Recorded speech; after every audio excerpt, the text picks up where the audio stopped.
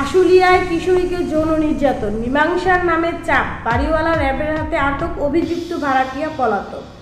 মঙ্গলবার 24 জুন 2025 আশুলিয়া, ঢাকা।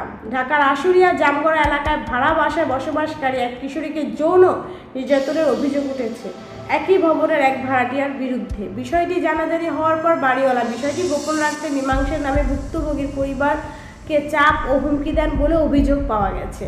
ঘটনার পরপরই র্যাব 4 অভিযান চালিয়ে বাড়িওয়ালাকে আটক করে। অভিযুক্ত ভাড়াটিয়া এখনও পলাতক রয়েছে, তাকে গ্রেপ্তারের চেষ্টা চলেছে বলে জানিয়েছেন র্যাব। ঘটনার বিবরণ জানা গেছে, আশুলিয়ার জামগড়া এলাকার একটি ভাড়া বাসায় বসবাসরত 15 বছর বয়সী এক কিশোরীকে গত সপ্তাহ কক্ষে বসবাসরত এক ভাড়াটিয়া কৌশলে নিজের কক্ষে ডেকে নিয়ে শারীরিক নির্যাতন করে। পরবর্তী কিশোরীর পরিবার বিষয়টি বাড়িওয়ালাকে জানালে তিনি থানায় না যাওয়ার জন্য চাপ দিতে থাকেন এবং একটি আপোষ মীমাংসার প্রস্তাব দেন। এতে রাজি না হলে তিনি উল্টো হুমকি দেন বলে অভিযোগ পাওয়া গেছে।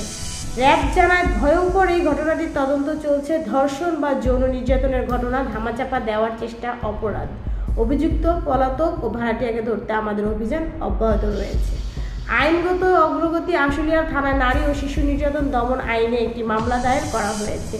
কিশোরীকে প্রাথমিক চিকিৎসা ও মেডিকেল পরীক্ষার জন্য হাসপাতালে নেওয়া হয়েছে।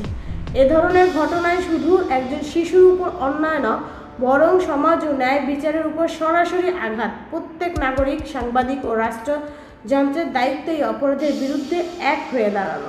আজকের দুর্নীতি, কণা আক্তার, বন্যা।